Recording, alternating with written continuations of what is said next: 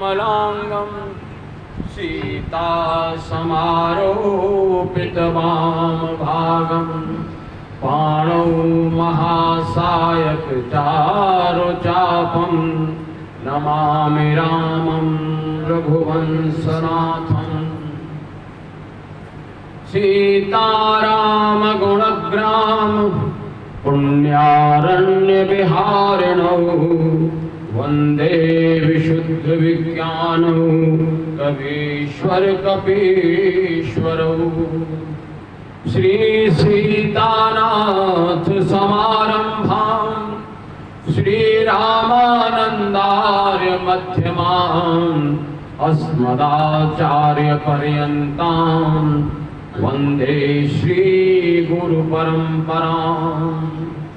सीताराम कथा सिंधु निष्कलंक सुधाकरं गोस्वामी तुलसीदासं वंदे वाल्मीकि विग्रहम्। माता रामौ मत पिता रामचंद्रः स्वामी रामौ मत सखा रामचंद्रः। सर्वस्वं मे रामचंद्रो दयालुर्नान्यं जाने नैव जाने न जाने। दक्षिणे लक्ष्मणो यस्य वामे च जनकात्मजा पुरतो मारुतिर्यस्य तं वन्दे रघुनन्दनम्। लोकाभिरामं रणरंगधीरं राजीवनेत्रं रघुवंशनाथं कारुण्यरूपं करुणाकरन्तं श्रीरामचन्द्रं शरणं प्रपद्ये। मनोजवं मारुततुल्यवेगं जितेन्द्रियं बुद्धिमतां वरिष्ठं वातात्मजं वानरयूथमोक्षं श्रीरामदूतं शरणं प्रपद्ये। श्रीरामदूतं शरणं प्रपद्ये। आज कथा को प्रारंभ करने से पूर्व एक भाव इस राम कथा की महिमा को लेकर है, वो मैं प्रस्तुत करने जा रहा हूं। ये बड़े अच्छे राम कथा के गायन करने वाले हैं श्री प्रेम भूषण जी महाराज। जय जय राम कथा, ये भाव है उनका। जय जय राम कथा, जय श्री राम कथा,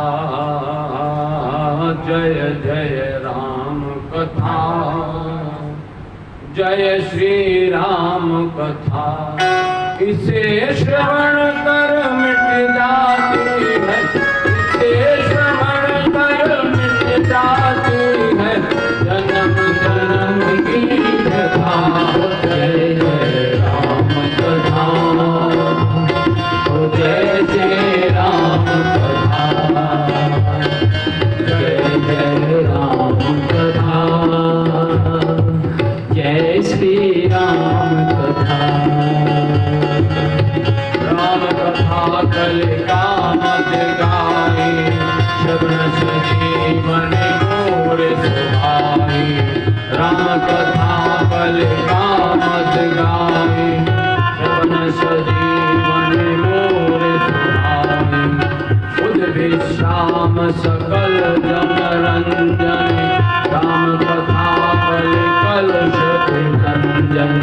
बुध विश्राम सकल जन रंजन, राम कथा कलिकल रंजन। तेरा परमारथ बन जाए, तेरा परमारथ बन जाए।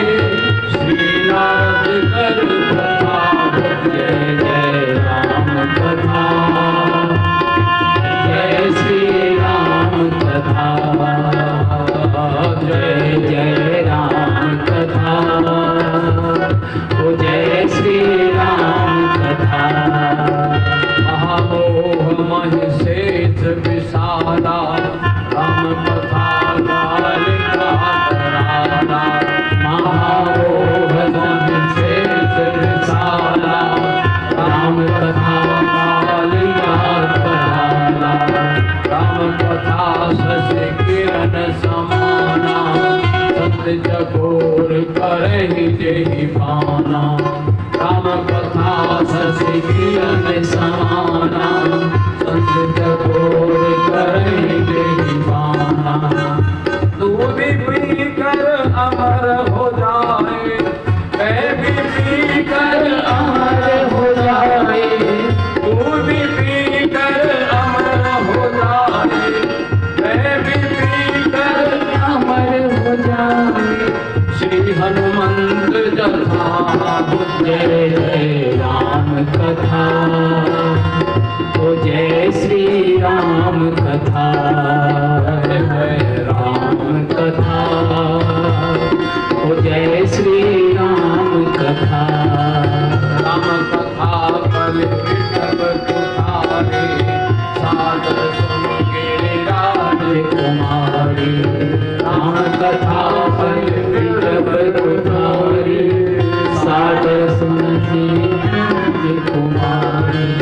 राम कथा सुंदर करतारी, संसार विहग उड़ावनिहारी, राम कथा सुंदर करतारी, संसार विहग उड़ावनिहारी। तेरा सब संसार भागेगा, तेरा सब संसार भागेगा, पार्वती कर जय जय राम कथा, जय श्री राम कथा, जय जय राम कथा, जय श्री राम कथा। जिसे श्रवण कर मिट जाती है, जिसे श्रवण कर मिट जाती है, जन्म जन्म की व्यथा। जय जय राम कथा, ओ जय श्री राम कथा, जय राम कथा, जय श्री राम कथा। इस राम कथा की ऐसी महिमा, इसे श्रवण कर मिट जाती है जन्म जन्म की व्यथा। एकाध जन्म की नहीं, अनेकों जन्मों की व्यथा। हम लोग व्यथित रहते हैं, क्लेश में रहते हैं, दुखी रहते हैं। इससे बाहर निकलने का क्या साधन है? एक बात भगवान की कथाएं, तो ऐसी ही राम कथा जिसे श्रवण कर मिट जाती है। इसमें एक पद है, महामोह महिषेष विशाला। महिषेष कौन? महिषासुर राक्षस। उसका वध किसने किया? कालिका देवी ने। महामोह महिषेष विशाला, राम कथा कालिका कराला। इस कराल कलयुग में राम कथा जिस प्रकार से कालिका ने, देवी ने महिषासुर का वध कर दिया, ठीक इसी प्रकार इस कलयुग रूपी राक्षस का वध ये राम कथा कर सकती है। महामोह महिषेष विशाला।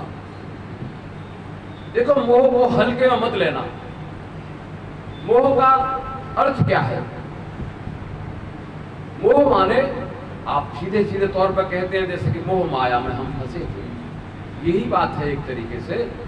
तो ये है क्यों कि हम अज्ञानवश इस मोह माया में फंसे रहते हैं। ये अज्ञान है। तो मोह का एक अर्थ अज्ञान भी है। बहुत ही अच्छा एक सिद्धांत इस रामचरितमानस जी में गोस्वामी तुलसीदास जी ने प्रतिपादित किया।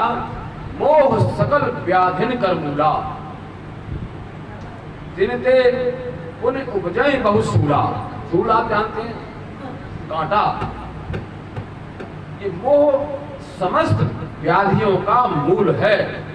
तन की, मन की जितनी भी व्याधि हैं, अगर मन आपका स्वस्थ नहीं है तो आप तन से भी स्वस्थ नहीं रह सकते।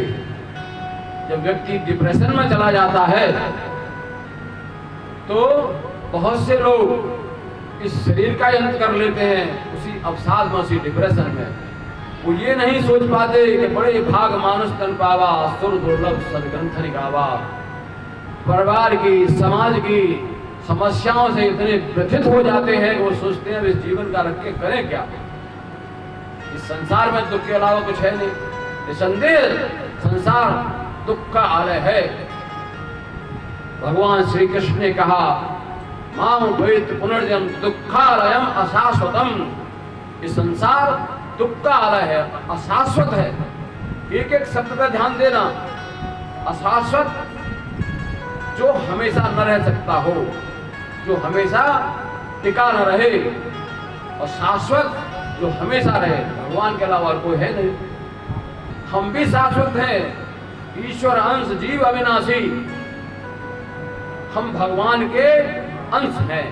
हमें वांसो जीव लोके जीव भूते सनातन है। हम भगवान के अंश हैं। ईश्वर अंश जीव अविनाशी, सद चेतन घन आनंद राशि। सो माया बस भयो गुसाई, बंधाओ कीर मरकट की नाई। इस लाइन पे आप ध्यान देना। सो माया, हम माया के बस में हो गए, बस इतनी सी समस्या। अविनाशी है और ये माया भी भगवान की ही है। इस माया से निवृत्ति कैसे होगी?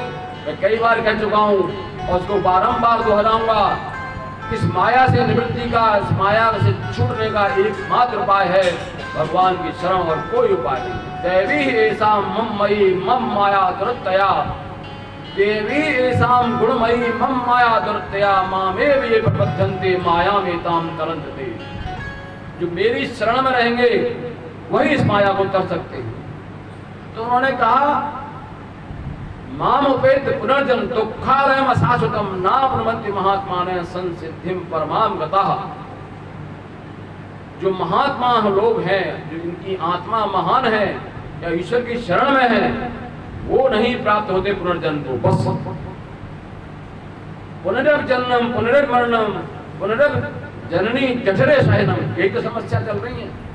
हम जन्म लेते हैं, मर जाते हैं, और ये कहते भी हैं लोग कि जन्मने में और मरने में दोनों समय जीवात्मा को भयंकर पीड़ा होती है। हम लोगों को जब जन्म लेते हैं तो भगवान से प्रार्थना करते हैं, हे भगवान किसी तरह से इस नरक से बाहर निकाल दे। फिर मैं क्या करूंगा? बस आप ही की पूजा करूंगा, आप ही का भजन करूंगा, आप ही का ध्यान करूंगा। लेकिन जब बाहर आ जाता है तो क्या होता है? वो भूल जाता है कि मैंने क्या वायदा किया था, क्या मेरा कमिटमेंट था भगवान से, ये सब भूल जाता है। और मृत्यु के समय इतनी पीड़ा होती है कि भगवान का नाम भी नहीं ले सकता। आदमी सोचे जब मरेंगे जब ले लेंगे नाम, अरे साहब बड़ा मुश्किल है। कंठावरोधन विधो स्मरण कुतस्ते, सारा कंठ अवरुद्ध हो जाता है और व्यक्ति ईश्वर का नाम भी नहीं ले सकता। अगर नाम ले पाएगा तो कब? यदि उसका अभ्यास होगा, निरंतर भगवान का ध्यान करेगा तो हो सकता है मरते समय भगवान का ध्यान आ जाए। कृष्ण तदीय पद पंकज पंजरांते अध्यय में विशद मानस राजहंस, प्राण प्रयाण समय कभवाद बत्तई कंठावरोधन विधौ स्मरण कुतस्ते। भक्त ने ये भाव किया, हे भगवान कृष्ण, कृष्ण तदीय पद पंकज पंजरांते, आपके जो चरण कमल है ना, ये एक ऐसा पिंजड़ा है, और मैं जो जीवात्मा हूं जैसे पक्षी होता है ना, मैं इस पिंजड़े में जाकर आज ही और अभी फंस जाऊं। क्यों? प्राण प्रयाण समय कभवाद, प्राण जब प्रयाण करेंगे, जब हमारा प्राणांत होगा, तब प्राण प्रयाण समय कभवाद प्रत्यय कंठावरोधन विधौ स्मरण कुतस्ते, मेरा कंठ अवरुद्ध हो जाएगा। और जब आदमी पीड़ा में होता है तो भगवान का स्मरण कर सकता है क्या? ये हमारे अनुभव की बात है। शरीर की पीड़ा भजन भी नहीं करने देती, इसमें कोई दो राय नहीं। मैं अपने अनुभव की बात बता रहा हूं। आप अगर शरीर से इतने ठीक ठाक हैं कि भगवान का स्मरण करने पाए तो भगवान की कृपा ही है। अन्यथा पीड़ा अगर हो जाए, शरीर में दर्द हो जाए, तो सब कुछ भूल जाता है आदमी। और भगवान को ध्यान तो अलग बात है, और उल्टा मतलब बुरा भला कहने लगता है कि हमने ऐसे क्या पाप कर्म किए कि जो हम इस पीड़ा भोग रहे हैं। सो परत दुख पावई सिर धुर धुर पछताए, कालय कर्म ईश्वर मिथ्या दोष लगाए। अगर आप भगवान को नहीं भजेंगे तो क्या होगा? परत, परत माने दूसरी जगह जब जाओगे, परलोक में जाओगे सो परत दुख पावे, वहां भी दुखी मिलेगा, परलोक में भी सो परत दुख पावे, सिर धुन धुन पछता है और फिर अपने सिर को धुनेगा। काल ही कर्म ईश्वर, एक मिथ्या दोष लगा है काल को, अरे साहब बड़ा बुरा समय चल रहा हमारा, क्या बताएं, ज्योतिषियों पे जाएंगे, उनसे कोई उपाय पूछेंगे, कुछ नहीं हो सकता, ये सब भ्रांतियां हैं और लोगों को मूर्ख बनाने की स्थितियां चल रही है, क्या कहा जाए। आप वैसे भी देख लीजिए सामान्य दृष्टि से अपने, एक नाम के कितने लोग मिलेंगे, राशि तो वही 12 ही है, राम और रावण, एक मार रहा है एक मर रहा है।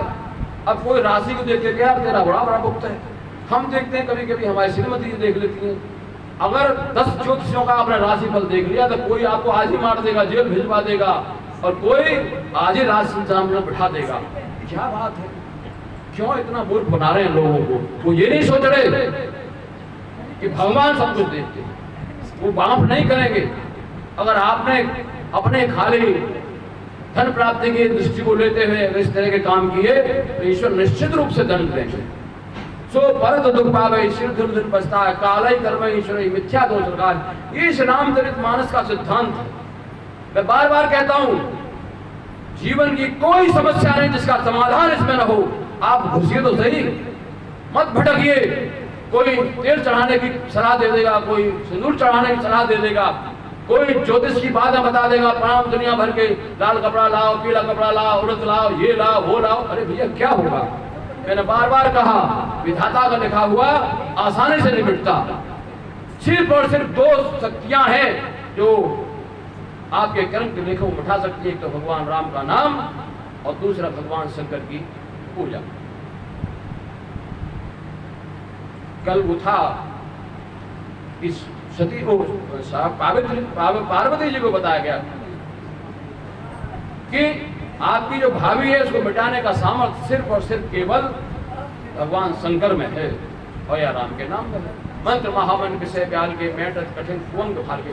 तो मेरा कहने का आशय सिर्फ यही है, हम लोग ये न सोचें कि अपना काम निकालना और दूसरों को उल्लू बना दें, इससे कोई लाभ नहीं। इससे तो अच्छा है कि आप कुछ करें ही नहीं, मेहनत करें, मजदूरी करें और धन कमाएं और अपने परिवार का भरण पोषण करें, लेकिन किसी को उल्लू ना बनाएं। मेरा कहने का आशय सिर्फ ये। तो भाभी मेट से कहते प्राणी, तो मैं ये कह रहा था इस कथा का महामोह महिषेष विशाला, राम कथा कालिका कराला। जो मोह है ना, मोह सकल व्याधिन कर मूला, दिनकर पुण्य उपजय बहुसूला। इस सारे जितने भी समस्याएं हैं ये मोह के कारण हैं, हमारे अज्ञान के कारण है। तन और मन की, जैसे मैंने बताया, मन की व्याधि अगर होगी तो तन की व्याधि भी होगी ही होगी, कोई सूरत नहीं। यदि आपका मन प्रसन्न है तो भगवान की कृपा से आपका तन भी प्रसन्न रहेगा, ये पक्की बात है। और मन दुखी है तो तन भी दुखी रहेगा, सीधी सी बात है। तो ऐसी है ये राम कथा। राम कथा सच किरण समाना, संत चकोर करें जही पाना। संत लोग जैसे ऐसे पान करते हैं जैसे चकोर चंद्रमा की चांदनी का पान करता है, इस राम कथा का पान ऐसा करते हैं। मैं आज फिर इस बात को दोहरा दूं कि परम पूज्य गुरुदेव का इस रामचरितमानस और राम कथा के प्रति इतनी अगाध श्रद्धा है। वो कहते हैं सर्व ग्रंथान प्रत्यज्य मानसम शरणम ब्रजः, सारे ग्रंथों को छोड़कर मानस जी की शरण में आ जाइए, आपका कल्याण अवश्य होगा। लेकिन आइए तो सही। अब आप सोचोगे कौन पढ़ेगा, इतनी बड़ी ये पुस्तक है, इतनी इसमें चौपाइयाँ हैं, हजारों दोहे हैं, चौपाइयाँ हैं, तो कहाँ तक हम इसको पढ़ेंगे। तो हमने कल क्या जिस दिन से कथा हो रही उसी दिन से बता रहे कि गरुड़ काकभूषण जी वाली रामायण पढ़ लीजिए, उसमें समस्त रामायण के पाठ का फल मिल जाएगा। उसकी फलश्रुति भी यही है, उसकी फलश्रुति भी यही है। सतपंच चौपाई मनोहर, जाने जो नर उर्धर। सतपंच चौपाई मनोहर, जाने जो नर उर्धर। दारुण अविद्या पंचजनित विकार से रघुवर हरे। दारुण अविद्या पंचजनित विकार से रघुवर हरे। जैसे दारुण दुख का मतलब होता है जो असह्य पीड़ा हो। एक तो पीड़ा, उसमें और एक विशेषण लग गया, दुख तो है ही अपने में दुखी करने वाला। दारुण, दारुण माने असह्य पीड़ा देने वाला दुख। दारुण अविद्या पंचजनित विकार शीलक पर है। जो इन 35 चौपाइयों का पाठ कर लेंगे, सदपंच चौपाई मनोहर, उसमें जो 35 चौपाइयां हैं वो वहां से शुरू होती है। प्रथमई अति अनुराग भवानी रामचरित सर कहिस बखान, वहां से लेके गयो और संदेह तक जितनी चौपाइयां 35 की, 7 पंजे 35। उससे पहले थोड़ी सी भूमिका है, गरुड़ जी वहां गए जहाँ कृष्ण जी बसती थी, वो थोड़ी सी 10-15 चौपाइयां हैं, वो भूमिका वाली। तो अभी मैंने आज राम कथा की महिमा का थोड़ा सा भाव प्रस्तुत किया। होता क्या है, कोई भाव मन में आ जाता है तो उसी में फंस जाते हैं, कथा जो है थोड़ा सा साइड पर हो जाती है, आगे नहीं बढ़ पाते। आइए कथा में प्रवेश करें। आज चतुर्थ दिवस की कथा है और आज भगवान राम का जन्म अवतार होगा, उसको आप सुनिए। अवतार का कारण हमने कल आप बताया कि उसमें 4-5 कारण बताए गए भिन्न भिन्न मतलब वक्ताओं के द्वारा कि भगवान राम के अवतार का। जब भगवान शंकर ने पार्वती से कहा, याज्ञवल्क्य जी ने भरद्वाज जी से कहा और काकभूषण जी ने गरुड़ जी को कहा, राम की अवतार की कथा है। तो भगवान का अवतार कब होता है, जब इस धरती पर पाप बढ़ जाते हैं, तब भगवान का अवतार होता है।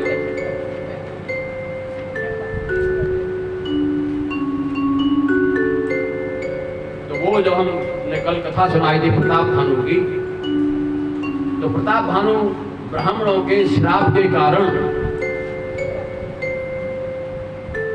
रावण बना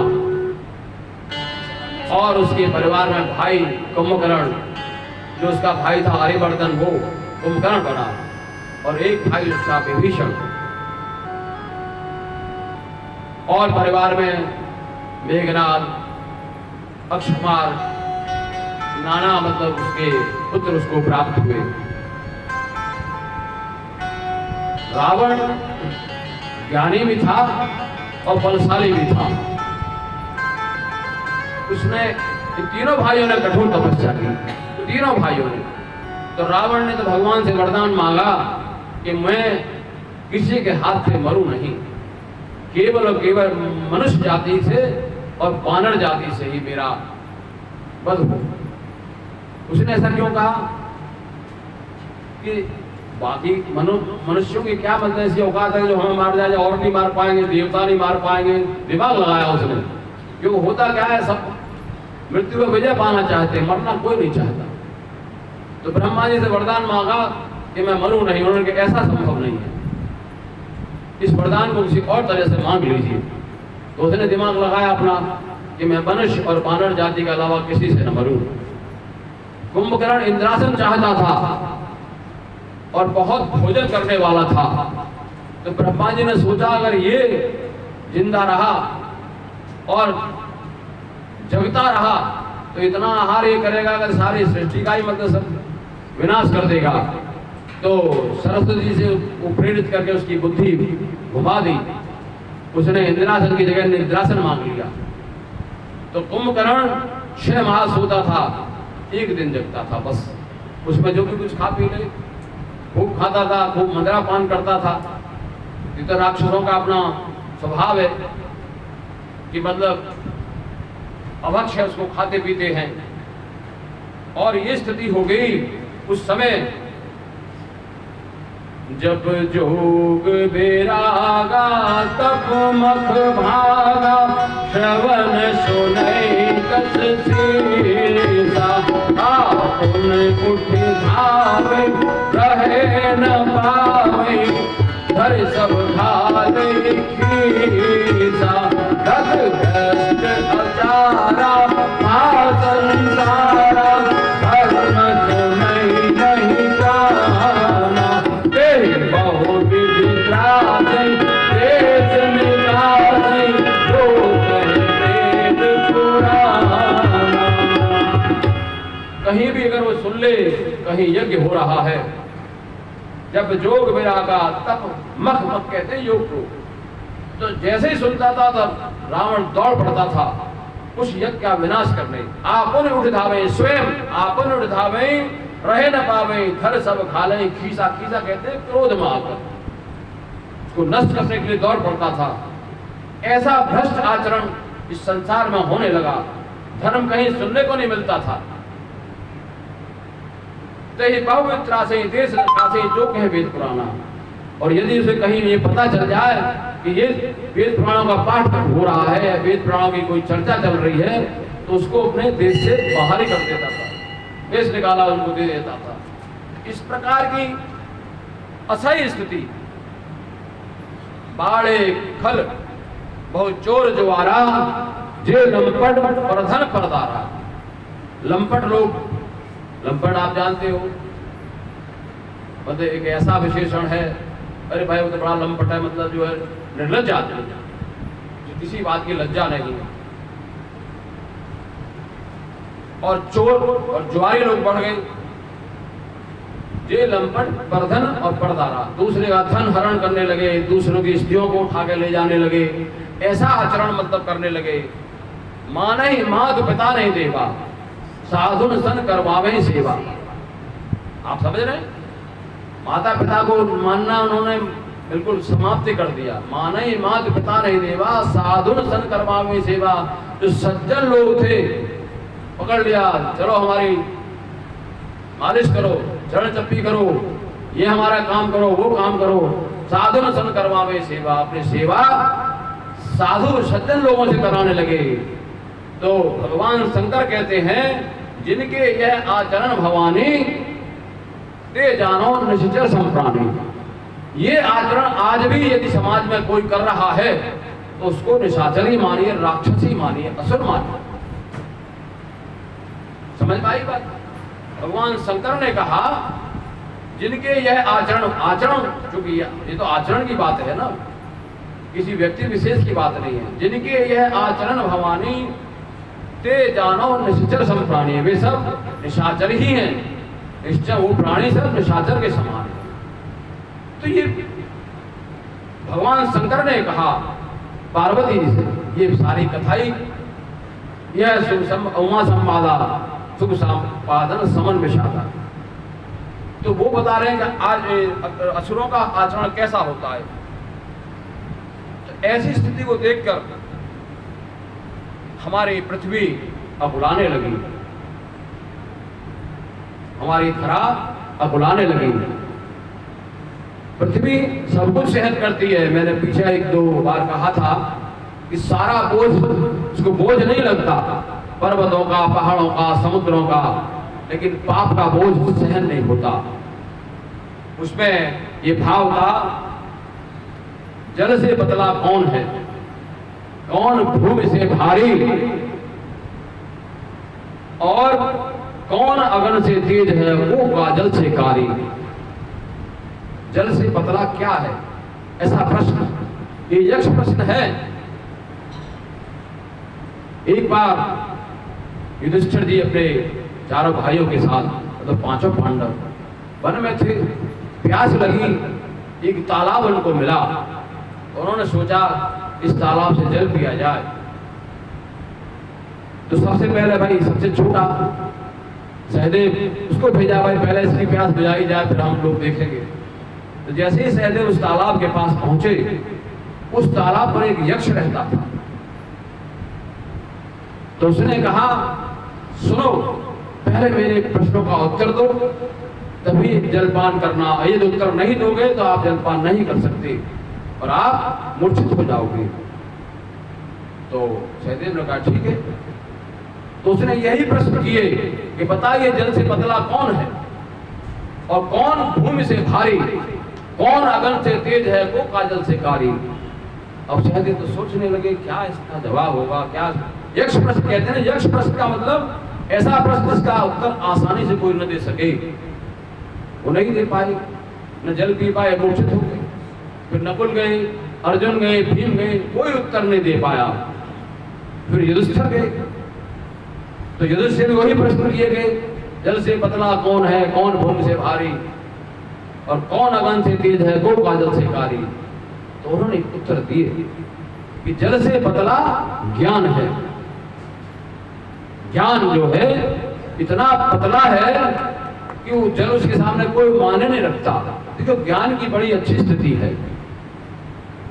नहीं ज्ञानेन सतसम पवित्रम इह विद्यते, ज्ञान के जैसा कुछ भी चीज पवित्र नहीं है।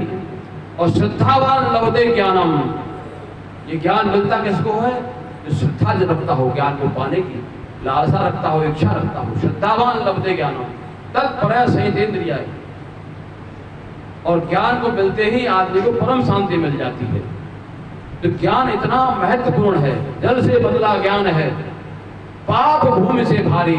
ये जो मैंने भाव बताया, ये इसलिए बताया कि धरा ने सोचा कि ये पाप हो रहे हैं, मैं इनको नहीं सहन कर पाऊंगी, इस बोझ को नहीं सहन। पाप भूमि से भारी, और क्रोध अनर्थ से तेज है। अग्नि कहीं किसी स्थान पर लग जाए, उसी स्थान को नष्ट करेगी। और क्रोध तो तुमको जन कहां ले जाएगा, तुमको खुद ही जला डालेगा।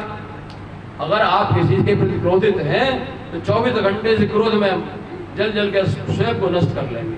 क्रोध अगन से भारी, और जल से पतला ज्ञान है, पाप भूमि से भारी, क्रोध अनल से तेज है, और कलंक काजल से कारी।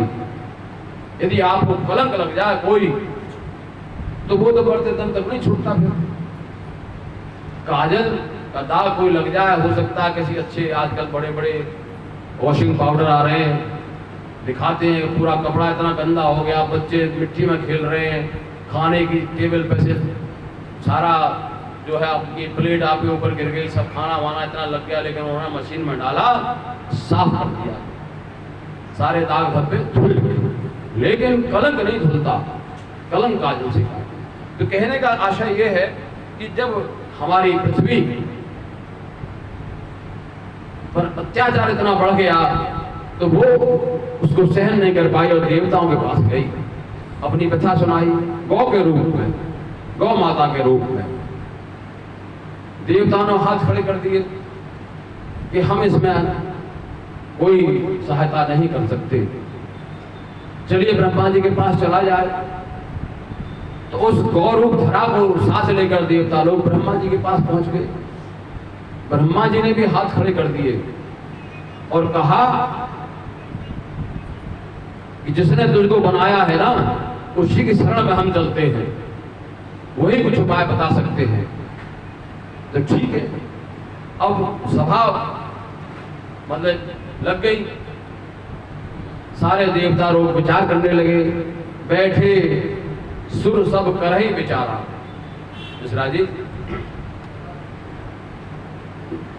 बैठे, देखिए शब्दों पर ध्यान देना तो बहुत हद तक अर्थ आपको समझ में आ जाएगा। मैं थोड़ा सा ब्रीफ कर दूं। सारे देवता लोग विचार कर रहे हैं कि भगवान मिलेंगे कहाँ। ये है, वहाँ महादेव भी हैं, भगवान शंकर भी हैं उस समाज में, तो वो बताते हैं इसमें भगवान मिलेंगे कहाँ। फिर ब्रह्मा जी स्तुति करते हैं भगवान की कि भगवान प्रकट हो जाएं और हमारी बात सुन लें। बैठे सुर सब करही बेचारा, कह पाई है प्रभु करिए पुकारा। वैकुंठ जान कह कोई, वो कह पाय निधि बस प्रभु सोई। जाके हृदय भगत जस प्रीति, प्रभु तह प्रगट सदा तेहि रीति। तेहि समाज गिर जामे रहे वो, अब सर्व पाए बचन एक कहूँ। हरि व्यापक सर्वत्र समाना, प्रेम से प्रगट होए मैं जाना। देश काल दिशि विधि सहु माही, कहो सो कहाँ जहाँ प्रभु नाही। जग में सब रहित विरागी, प्रेम से प्रभु प्रगटैली में आगी। मोर वचन सब के मन माना, साधु साधु करे ब्रह्म बहाना। भगवान शंकर ने कहा मोर वचन सबके मन माना, मेरा यह वचन सबने मान लिया और साधु साधु करी ब्रह्म बखाना। अब भगवान शंकर के लिए ब्रह्मा जी कहने के साधु साधु, साधु साधु मतलब बहुत अच्छे बहुत अच्छे। क्या बात बता दी, क्या एक मतलब समझिए मंत्र दे दिया। बैठे सुर सब करें विचारा, कह पाइए प्रभु करिए पुकारा। भगवान कहाँ मिलेंगे जो हमने पुकार लगा दें, उनको बुलाने लगे, वो आ जाएं और हमें सुन लें। भगवान देखिए, भगवान कहते हैं ना अहम बसाम बैकुंठे योगी नाम हृदय न चय, मद भक्ता यत्र गायन्ति तत्र तिष्ठामि नारद। ये सिद्धांत नारद जी को भगवान कहते हैं। मैं बैकुंठ में नहीं निवास करता हूँ, लोग समझते हैं मैं बैकुंठ में रहता हूँ। नाहम बसाम बैकुंठे योगी नाम हृदय न चय, और ना ही मैं योगियों के हृदय में रहता हूँ। पता चला था बड़े बड़े योगी बैठे हैं, कोई कर्म योगी है, कोई भक्ति योगी, कोई ज्ञान वैराग योगी। तो नाहम बसाम बैकुंठे योग नाम हृदय न चय, मद भक्ता यत्र गायन्ति तत्र तिष्ठामि नारद। मैं जहाँ मेरे भक्त मेरा भजन कीर्तन करते हैं वहीं पर मैं बसता हूँ। तो यही भाव, किसी ने कहा भगवान जो है बैकुंठ में मिलेंगे। पूरे बैकुंठ जान के कोई को कह पाए बस प्रभ सोई। आप समझ रहे? किसी ने सोचा देवता ने कि भगवान बैकुंठ में मिलेंगे, और किसी ने सोचा अरे नहीं वो तो क्षीर सागर में मिलेंगे। पूर्व बैकुंठ जान गया कोई को पाए तो बस प्रभ सोई, जाके हृदय भगत जैसी प्रीति प्रभु ने प्रकट सदा तेरी। जिसके हृदय में जैसी भक्ति होती है भगवान उसी रूप में प्रकट हो जाते हैं। तो भगवान शंकर ने कहा कई समाज गिरजा में रहे हूँ, उसी समाज में मैं भी उपस्थित था। जो सारे देवता थे, भगवान शंकर तो महादेव है, वो क्यों उपस्थित होते?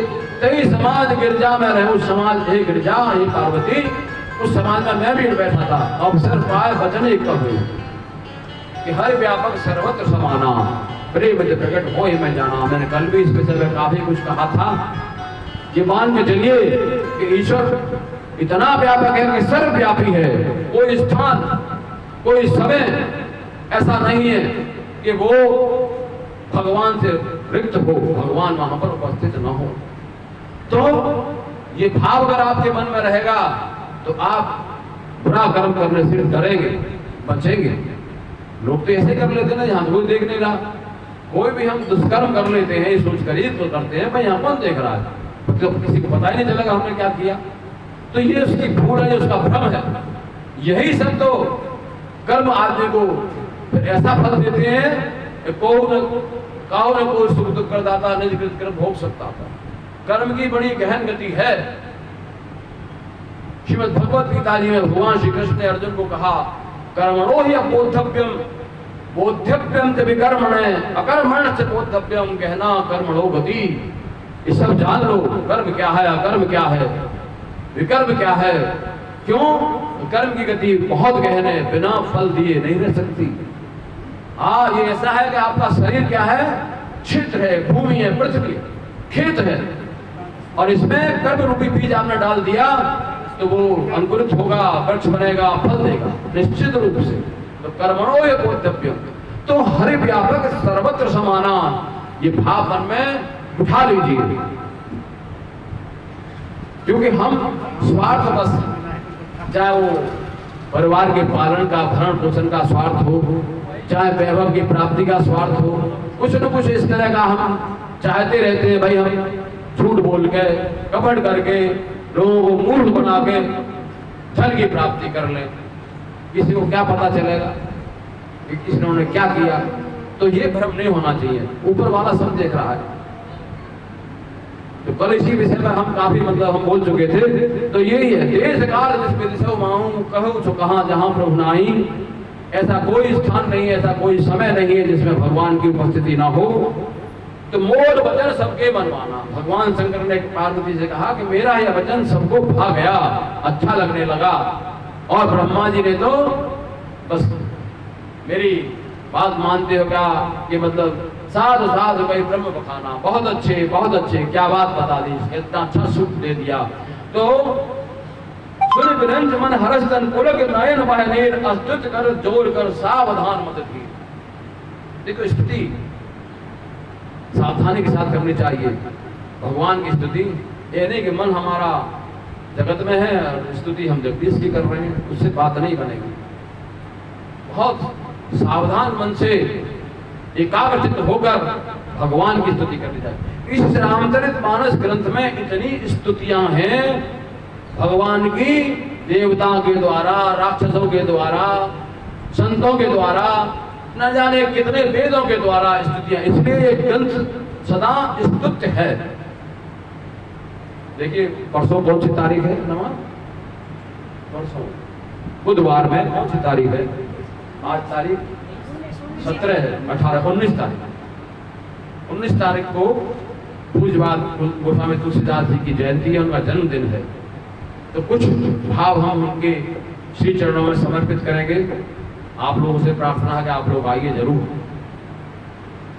मैं बार बार कहता हूं इस ग्रंथ के कारण ही समाज में कुछ अच्छी स्थितियां चल रही हैं, और ना तो समय आप जानते हैं कलयुग चल रहा है, यहाँ तो आपाधापी और लूट खसोटी ही चल रही है। दूसरों से मैं और मोर तोड़ते माया वाली स्थिति है, मैं और मेरा तोड़ तेरा, इसी स्थिति में हम लोग फंसे हुए हैं। अपना ही अपना भला चाहते हैं, दूसरे का वो सब चीजें समाप्त सी होती जा रही है। सर्वे भद्र सुगना सिर्फ पुस्तकों में लिखा हुआ रह गया है, ये आदर्श बात है। सर्वे भवंत सुगना सर्वे सन्तु निरामया सर्वे भद्राणि पश्यन्तु। आजकल तो वही है कि परहित हानि लाभ जन के रे उजड़े हरस विषाद बसे रे। जो दुष्ट लोग होते क्या होता है, दूसरों की यदि हानि हो गई तो वो उनका लाभ हो गया, अच्छा हुआ, ये इसका नुकसान हो गया।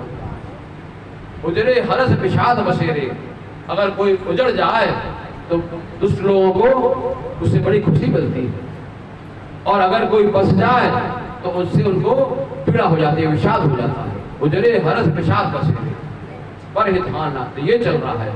तो ब्रह्मा जी ने सावधान मन से एकाग्रचित्त होकर भगवान की स्तुति प्रारंभ की। मिश्रा जी इस स्तुति को गाइए। जय जय सुर नायक जन सुख नायक जगत पाल भगवंता। जय जय सुर नायक जन सुख नायक प्रणत पाल भगवंता। गोविंद हितकारी जय असुरारी सिंधु सुधा प्रियकंता। पालन सुर धरणी अद्भुत धरणी मरम जाने कोई। जो सहज कृपाला दीन दयाला करहु अनुग्रह सोई। जय जय अविनाशी सब घटवासी व्यापक परमानंदा। अविरत गोगीतम चरित पुनीतम माया रहित मुकुंदा। यही लागे विरागी अति अनुरागी विगत मोह मन गंदा। निशिवासर रावहि गोवर्धन गावहि जयति सच्चिदानंदा। यही सृष्टि उपाय त्रिविध बनाए संग सहाय न दूजा। सो करहु भरधारी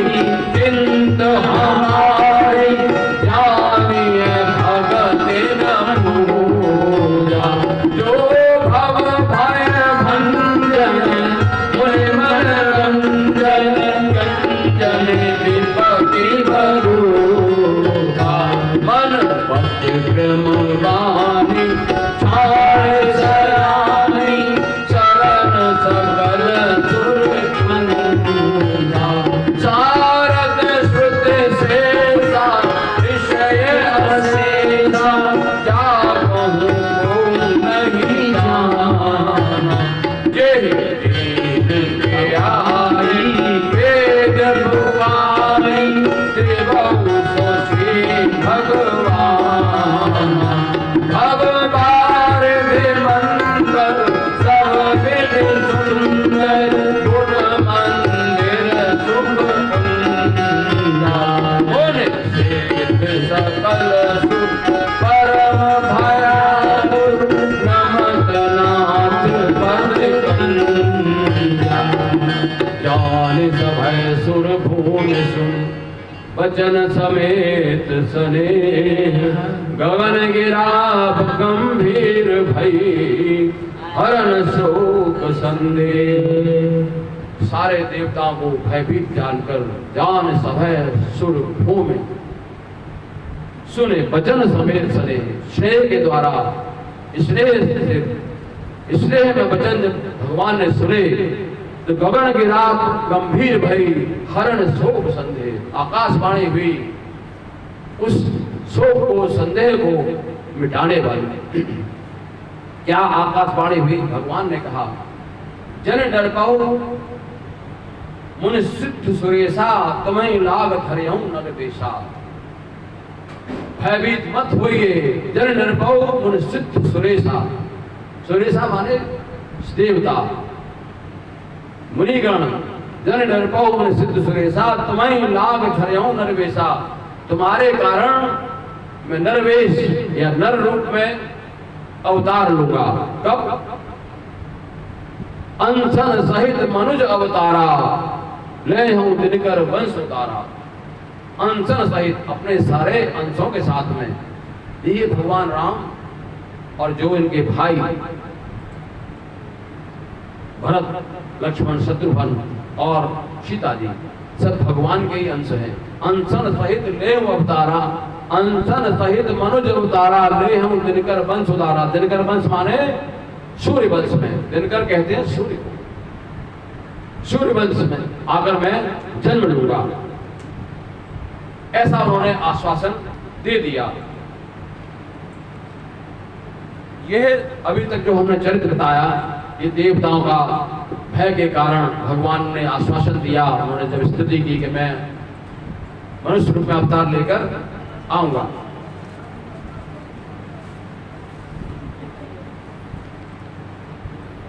इधर अवधपुरी में महाराज दशरथ, अवधपुरी रघुकुल मन राहु, वेद विदत ही दशरथ नाउ। दशरथ जी को आप कोई छोटा मोटा राजा मत समझिएगा। वेद विदित ही दशरथ नाउ।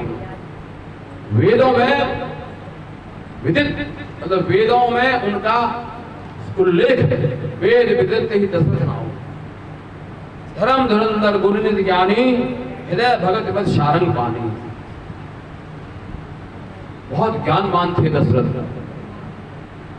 मनु महाराज ने और शत्रुपा जी ने जो तपस्या की, उसके भगवान के वरदान के कारण ये दशरथ और कौशल्या के रूप में अवध में सूर्यवंश में दशरथ जी पैदा हुए। कौशल्या जी उनकी महारानी बनी। तो दशरथ जी का चौथापन आ गया। पुत्र नहीं था, पुत्री थी। शांता नाम की बेटी उनको थी, लेकिन पुत्र कोई नहीं था। तो एक बार भूपति मन माही, भई गलान मोरे सुतनाई। ये आज भी जब किसी दंपति को पुत्र की प्राप्ति नहीं होती, पुत्र तो छवि चाहते हैं। वो अलग बात है कि मजबूरी का नाम महात्मा गांधी। मैं तो सत्य कहूंगा, अगर कन्या हो गई और पुत्र नहीं हुआ, एक के बाद प्रयास में दूसरे में भी कन्या हो गई, तो हमारे तो भाई बेटी बेटे के बराबर है। अच्छी बात है, मैं ये नहीं कह रहा हूँ ये भली बुरा था, लेकिन उनके मन में कहीं कसक जरूर रहती है, भाई एक बेटा होता तो अच्छा होता। शास्त्र यही कहते हैं कि बिना पुत्र के आपका कल्याण नहीं होगा। पुत्र के गर्भ ही पिता को उतार देते हैं और डोए भी देते हैं, दोनों ही बात है। लेकिन शास्त्रों का कहना है भाई बहुत सारे कर्मकांड ऐसे हैं जो पुत्र करेगा तभी आपका उद्धार होगा वाली बात है। तो जब राजा दशरथ, जिन्होंने मनु महाराज ने इतनी तपस्या की और दशरथ के रूप में जन्म लिया, उनके मन में यह ग्लानि हो गई तो हम किस खेत की मूली हैं। ये अलग बात है जबरदस्ती माना रहे भाई चलो कोई बात नहीं, हमारी तो बेटी बेटे के बराबर है, अच्छी बात है, चलो मानो कोई दिक्कत नहीं, लेकिन उनके मन में ये बात बैठी रहती है, वो दूसरों के सामने भला ही ये कहते पहले साहब हमारे तो बेटी बेटे के बराबर है, अच्छी बात। तो एक बार भूपत मनमाई भई गलान मोरे सुतनाई, गुरु कह गयो तुरंत वहीं पाला, चरण लाग कर विनय विशाला। महाराज दशरथ का अपने गुरु वशिष्ठ के प्रति इतनी अगाध श्रद्धा कि वो जब गिलानी हुई, जब उनको मन में क्लेश हुआ तब कहाँ गए? कौशल्या के पास नहीं गए, न और किसी के पास गए, सीधे गए तो गुरु वशिष्ठ के पास गए। गुरु कह गए तुरंत वहीं पाला, चरण नाग कर विनय विशाला, और उनके चरणों में साष्टांग दंडवत प्रणाम करते हुए विनय करने लगे। देखिए किसी से कुछ पाना हो तो विनती तो करनी पड़ेगी, उसकी सेवा करनी पड़ेगी। गीता में भी ये सिद्धांत है, किसी से कुछ ज्ञान प्राप्त करना हो तो तद विद्य प्रतिपादेन प्रश्न पर विश्लेषण सेव्याओ उपदस्येन ते ज्ञानम ज्ञाने तत्वदर्शन है। तो किसी ज्ञानी के पास जब ज्ञान लेने जाओगे तो पहले उसकी सेवा करनी पड़ेगी, पर प्रश्न सेवा, तब उसको प्रश्न करिए, तब वो आपको उसका उत्तर देंगे। प्रणपातेन कहते हैं आप उसके चरणों में गिर जाओ, पर प्रश्न सेवा, और उसकी सेवा करिए। उपदेश ते ज्ञानम ज्ञान दर्शन है, तब वो आपको ज्ञान का उपदेश करेंगे। ज्ञान का भी मैंने आपको बताया कि ज्ञान कितना आवश्यक है, जल से पतला ज्ञान है, श्रद्धावान लभते ज्ञानम। तो महाराज दशरथ गुरु वशिष्ठ के आश्रम में चले गए और उनसे विनती की, निज दुख सुख सब गुरु ही सुनाए। अपनी सारी सुख और दुख की स्थिति भगवान को महाराज दशरथ ने गुरुदेव को बता दी और किसी से नहीं कहा। आप ये भी देख लीजिए, अपना दुख ना कहीं किसी सामने रोओगे तो हो सकता है उस टाइम आपको सुन ले और बाद में आपकी हंसी उड़ा देगा। तो समाज में तो यही स्थिति है। तो अपना दुख अपने ही पास रखिए या कहीं ऐसी जगह कहिए जहां से उस समाधान मिल सके। सबके सामने रोना मत रोइए। माताएं बहुओं का रोना रोएंगी, बहुएं माताओं का रोना रोएंगी, हमारी सासू माँ ऐसी है, माताएं कहीं हमारी बहू ऐसी है, किसी पड़ोसन से वो सुन लेगी और फिर उसके बाद वो मजा ले लेके दूसरे और अपने पड़ोस में कहेगी अरे उनके घर में पता है क्या हो रहा है, ये स्थिति चल रही है। तो निज दुख सुख सब गुरु ही सुनायो। सारी समस्या उन्होंने गुरु जी के सामने रख दी। तब गुरु वशिष्ठ ने उनको बहुत प्रकार से समझाया और कहा धरो धीर होए सुधचारी, त्रिभुवन विदित भगत भय हारी। महाराज आपको एकाध पुत्र नहीं 4 पुत्र होंगे, धैर्य धारण करो। और कैसे पुत्र होंगे? धरो धीर होए सुधचारी, त्रिभुवन विदित भगत भय हारी। तो इन तीनों लोगों में उनका नाम होगा और भक्तों के भय का हरण करने वाले होंगे। और तब गुरु वशिष्ठ ने श्रृंगी ऋषि को बुलाया। ये श्रृंगी ऋषि कौन है? महाराज दशरथ के दामाद हैं, शांता जी के पति। उनकी जो बेटी थी शांता, उस श्रृंगी ऋषि को ब्याही थी। तो वशिष्ठ जी ने दशरथ जी के दामाद को बुला लिया यज्ञ करने के लिए, पुत्र यज्ञ, पुत्र प्राप्ति के लिए यज्ञ उन्होंने कराया श्रृंगी ऋषि से। और यज्ञ भी महाराज दशरथ ने नहीं किया, गुरुदेव ने किया। जो हवि दी, जो आहुति दी, वो गुरु ने दी। श्रृंगी ऋषि ने जो यज्ञ कराया उसमें यही है, भगत सहित मुनि आहुति दी ने, भक्ति के साथ मुनि माने वशिष्ठ जी ने आहुति दी और प्रगटे अग्नि चरु कर ली ने। अग्नि देवता स्वयं प्रकट हो गए चरु को लेकर, एक पात्र में खीर को लेकर प्रकट हो गए। जो वशिष्ठ का जो हृदय विचारा, सकल काज भाषित तुम्हारा। और अग्निदेव ने कहा कि जो कुछ वशिष्ठ जी ने विचारा है अपने मन में, दशरथ जी के विचार की बात नहीं कही, सकल काज भाषित तुम्हारा, वो सारा कार्य आपका सिद्ध हो गया। ऐसा उन्होंने वरदान दे दिया और कह दिया कि ये जो हवि है इसको यथा योग्य भाग करके अपनी रानियों को दे दीजिए।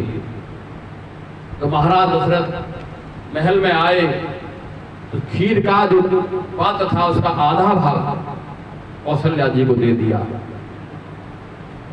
और वो जो आधा भाग शेष बचा उसके स्वयं अपने आप 2 भाग हो गए, तो 2 भागों में विभक्त हो गया वो हवि। तो 1 भाग कैकेयी जी को दे दिया, फिर एक जो चौथा भाग बचा वो फिर 2 भागों में बट गया। तो कैसे कौशल्या और कैकेयी के हाथ से सुमित्रा जी को दोनों भाग दिलवा दिए। तो जैसे भी समय बीता रानियां गर्भ सहित हो गई।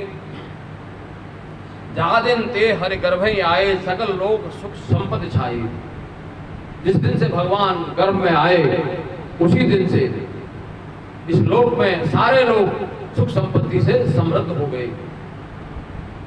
आप इसको ऐसे भी समझ लीजिए, हर बच्चा आपके परिवार में अपना भाग लेकर उपस्थित होता है। किसी के जन्म लेने से घर में सुख संपत्ति आनंद सब बढ़ता ही बढ़ता है, वृद्धि होती है। और अगर कोई ऐसा बच्चा भी मतलब जन्म ले सकता है जो तमाम तरह की समस्याएं परेशानियां, तो भगवान वो तो भगवान है कि जा दिन ते हरि गर्भ ही आए। ध्यान देना, हरि माने भगवान। जिस दिन से गर्भ में आए सकल लोग सुख संपत्ति छाए, सारे लोगों में सुख संपत्ति छा गई। जोग लगन गृह बार तिथि सकल भय अनुकूल। हम लोग ये सब मुहूर्त निकलवाते हैं ना किसी शुभ कार्य का, तो भगवान के लिए तो सारे अपने आप ही सब मतलब मुहूर्त तैयार रहते हैं। भाई शुभ से शुभ जितना भी ज्यादा शुभ हो वो तैयार खड़ा हो जाता है कि हे भगवान हम तो समझिए धन्य हो जाएंगे इस लगन इस मुहूर्त में आपका जन्म होगा। तो जोग लगन गृह बार तिथि, ग्रह माने नक्षत्र और समय दिन मतलब बार और तिथि सकल भय अनुकूल, चर और अचर हर्ष राम जनन कर मूल। राम का जन्म होगा इस भाव से सारा जगत हर्षित हो गया। नौमी तिथि मधु मास पुनीता, शुक्ल पक्ष अभिजित हरि सीता। मध्य दिवस अति शीत न घामा, पावन काल लो मेरी रामा। अभी जो मैंने कहा तो वो कौन सी तिथि, वो कौन सा दिन, वो कौन सा नक्षत्र उस समय उपस्थित हुआ जब राम का जन्म होने जा रहा है। तो नौवीं तिथि चैत शुक्ल, मधुमास माने चैत्र का महीना, चैत शुक्ल की नौवीं को मधुमास मतलब चैत्र का मास, पुनीता मतलब पवित्र मतलब मास। शुक्ल पक्ष था। देखिए 2 पक्ष हैं, एक शुक्ल पक्ष है, कृष्ण पक्ष है। तो दोनों पक्षों में चंद्रमा की जो चांदनी है वो बराबर रहती है, चाहे वो कृष्ण पक्ष हो चाहे शुक्ल पक्ष हो, एक में घटती एक में बढ़ती हुई, लेकिन वो सम प्रकाश तम पाक दो नाम भेद विधि कीन। ससे शोषक पोषक समझ जग जस अपजस दीन। सम प्रकाश तम पाक दो, पाक कहते हैं पक्ष को, कृष्ण पक्ष और शुक्ल पक्ष दोनों में समान प्रकाश रहता है। आप जरा ध्यान से देखना, शुक्ल पक्ष में प्रकाश जैसे द्वितीया को जो होगा तृतीया को से ज्यादा होगा, चतुर्थी को से ज्यादा होगा, और वो बढ़ते बढ़ते पूर्णिमा तक पूर्ण चंद्रमा हो जाएगा। और उधर कृष्ण पक्ष में प्रतिपदा को कुछ कम होगा, फिर द्वितीया को और कम होगा, मतलब कुल मिला के होते होते अमावस्या तक 0 हो जाएगा। तो प्रकाश दोनों तरफ बराबर है। सम प्रकाश तम पाक दो नाम भेद विधि कीन। शशि शोषक पोषक समझ जगत शब्द दीन। एक में शशि माने चंद्रमा का शोषण होता है और एक में बढ़ता है, पोषण होता है। एक में शोषण होता है चांदनी का और दूसरे में पोषण होता है। तो शशि शोषक पोषक समय जगत शब्द दीन। सारा संसार जो है ना, कृष्ण पक्ष को कोई नहीं चाहता। सारे शुक्लकार सोचते हैं भाई शुक्ल पक्ष में करेंगे। पंडित जी भी यही बताएंगे भाई शुक्ल पक्ष की ये तिथि आपके इस कार्य के लिए अच्छी रहेगी। तो नौवीं तिथि पद्मास प्रणीता शुक्ल पक्ष अभिजित हर पीता। अभिजित जो मुहूर्त है प्रतिदिन आता है 11:30-12 बजे के आसपास। आप कभी मोबाइल पर भी जो उसमें क्या कहिएगा, गूगल में आप देखेंगे पंचांग, तो ये मुहूर्त शुभ मुहूर्त माना जाता है। इस मुहूर्त में बहुत ज्यादा सोच विचार की आवश्यकता नहीं, वो बहुत अच्छा ही माना जाता है। अभिजित मध्य दिवस शीत न घामा। दिन का दिवस का मध्य है 12 बजे। भगवान कृष्ण का अवतार हुआ रात के 12 बजे चंद्रवंश में, और भगवान राम का अवतार हुआ दिन के मध्य के 12 बजे सूर्यवंश में। मध्य दिवस अति शीत न घामा। चैत्र का मास ऐसा होता बढ़िया कि न बहुत ठंडी होती है न बहुत गर्मी होती है। अति शीत न घामा पावन काल लोक विश्रामा।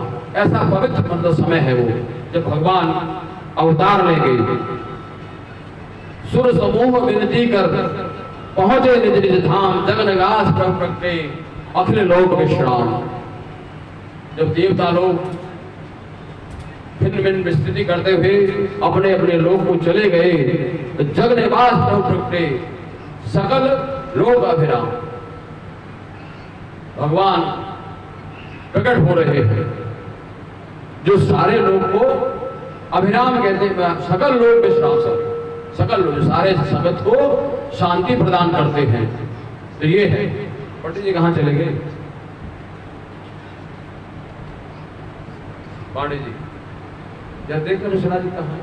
अब भगवान का ये अवतार होना ही है। जरा बुलाओ ना उनको। पंडित जी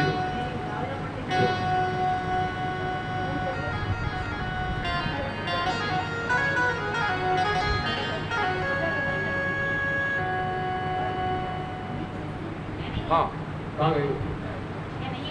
चलो कोई नहीं, कोई बात नहीं। तो भगवान का अवतार हो रहा है।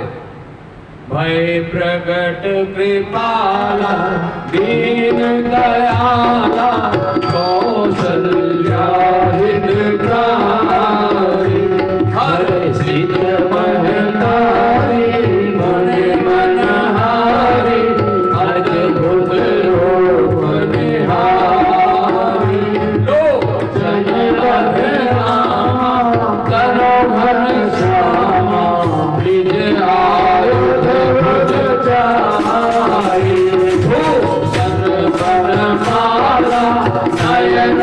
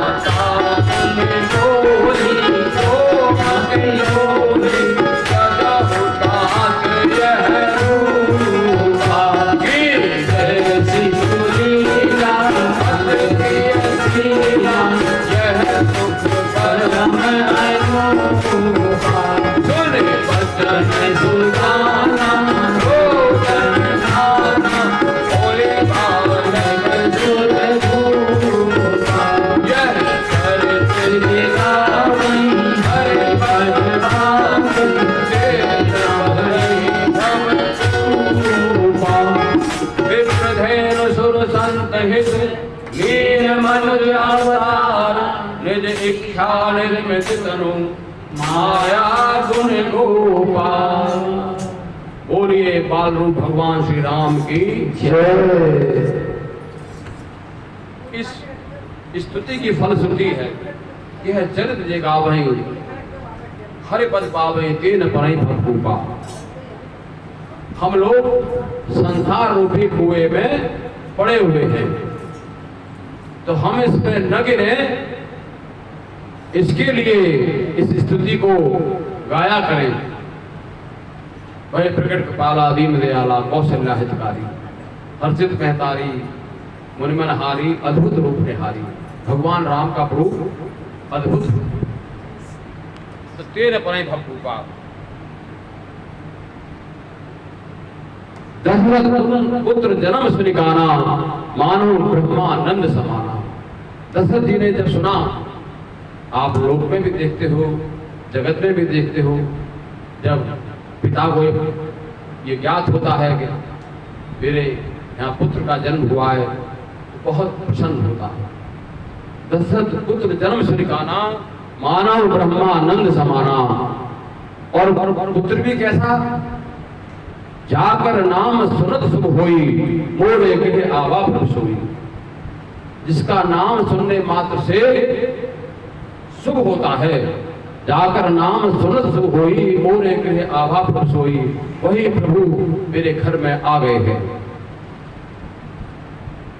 तो हम लोग भी भगवान के इस अवतार के समय एक बधाई के माध्यम से अपने भाव प्रकट करेंगे।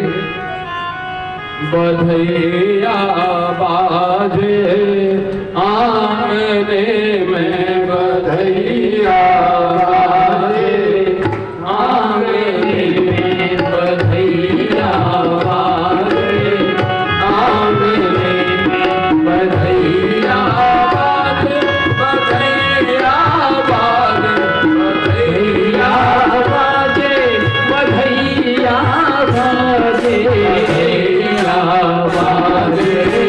आंगने में बधैया बाजे, आंगने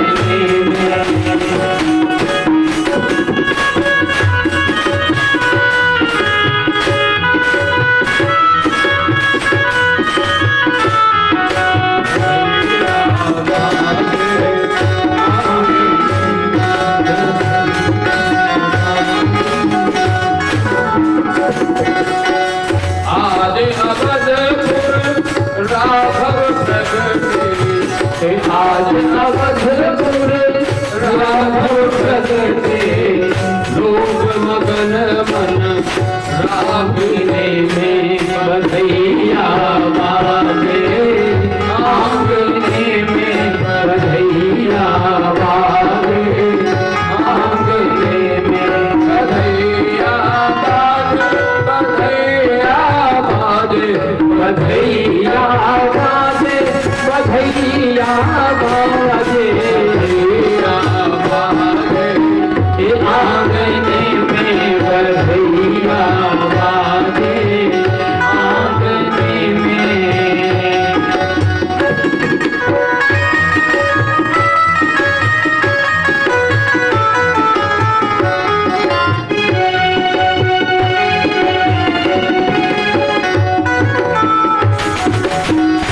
राजा दशरथ रतन लुटावे, राजा दशरथ रतन लुटावे, राजा दशरथ रतन लुटावे, राजा दशरथ रतन लुटावे। ओ नहीं राजत मांगने में, बधैया बाजे आंगने में, बधैया बाजे आंगने में।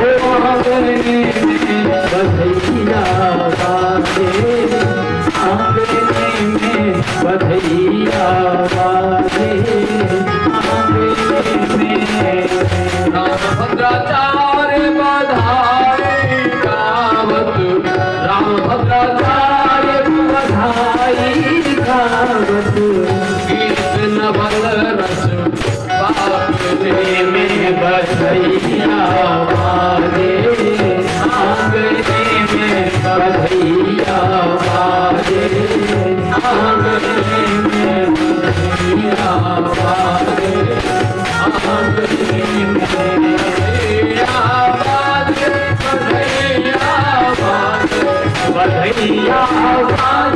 बधैया बाजे, बधैया बाजे, आंगने में बधैया बाजे, आंगने में बधैया बाजे, आंगने में।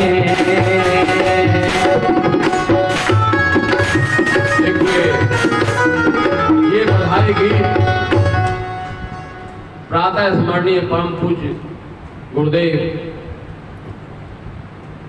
जगत गुरु तुलसी पीठाधीश्वर राम भद्राचार्य जी महाराज द्वारा रचित है। अरे मैं क्या बताऊं, परम पूज्य गुरुदेव को शास्त्रों का पुराणों का इतना ज्ञान है कि संसार में जैसा कोई नहीं है। लेकिन आप देखिए ऐसी भजनों की रचना भी करते हैं। उनकी एक पुस्तक अब से 25-30 वर्ष पहले, शायद और भी पहले हुई हो, भजन सरयू, जिसमें भगवान राम के ही भजन है, इस टाइटल से प्रकाशित हुई भजन सरयू। तो उसी से ये भजन लेकर के मैंने आज आप सब लोगों के सामने प्रस्तुत किया। एक बात और बता दूं गुरुदेव जी, हम लोग तो ये बैठ के कोई मन में विचार आया, कल्पना की, तो उसे लिपिबद्ध करने लगे। फिर देखा इसमें ये लाइन सेट नहीं है, धुन सही नहीं है, फलाना, तो वो बदलते रहेंगे और फाइनल करते करते पता चला पूरा दिन लग जाए, कुछ भरोसा नहीं। लेकिन गुरुदेव कथा के कहते कहते बिल्कुल नई रचना सुना देंगे किसी न किसी धुन पर। इतना उनको शब्दकोश का इतना विशाल है। कहीं भी कथा करते करते और कह देते हैं ये मेरी बिल्कुल नई प्रस्तुति है, अभी हाथों हाथ बनाई गई। तो ऐसा उनका अपार, मतलब उनका क्या हम उनकी महिमा का वर्णन करें, इतना ज्ञान है अभी। तो ये भजन मिश्रा जी आप गाइए, कोई बधाई का भजन। कैसे आराम से बैठे हुए फिर आगे बढ़ा जाए। हाँ गाएंगे, मिश्रा जी गाएंगे। ये बड़े अच्छे गायक हैं। देखिए मैं इनकी कोई पढ़ाई नहीं कर रहा हूँ, लेकिन मैं देख रहा हूँ 3-4 दिन से। मैंने पहले भी कहा, हमने रामायण का पाठ इनसे कराया था। तो ये बहुत कुछ कार्य करते हैं आध्यात्म के क्षेत्र के। रामायण है, सुंदरकांड है। अगर आपको कोई संगीतमय कार्यक्रम इनसे कराना हो तो आप संपर्क करिएगा कभी भी, कोई दिक्कत नहीं। बड़े अच्छे भजन गायक हैं।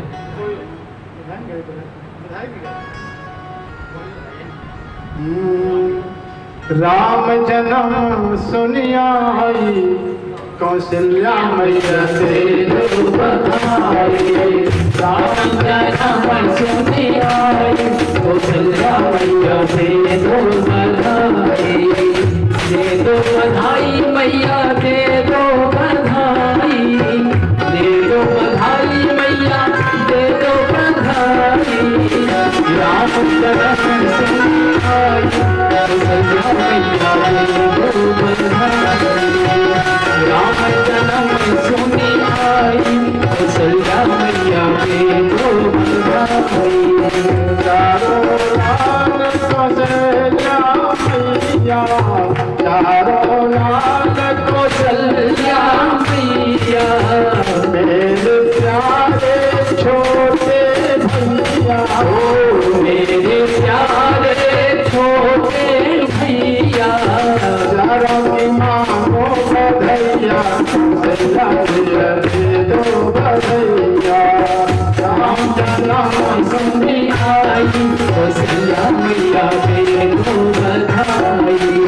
राम जन्म सुनी आई कौशल्या मैया दे दो बधाई।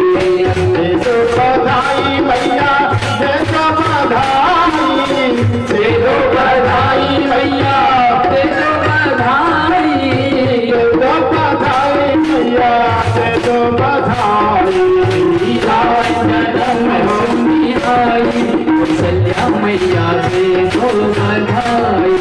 तुम्हारे तन की सारी न लूंगी, तुम्हारे तन की सारी न लूंगी, केरी की नखुनी न लूंगी, केरी की नखुनी न लूंगी। सुहाई कौशल्या मैया दे दो बधाई। राम जन्म सुनी आई, कौशल्या मैया दे दो बधाई। राम जन्म सुनी आई, कौशल्या मैया दे दो बधाई। राम जन्म सुनी आई, कौशल्या मैया दे दो बधाई। दो बधाई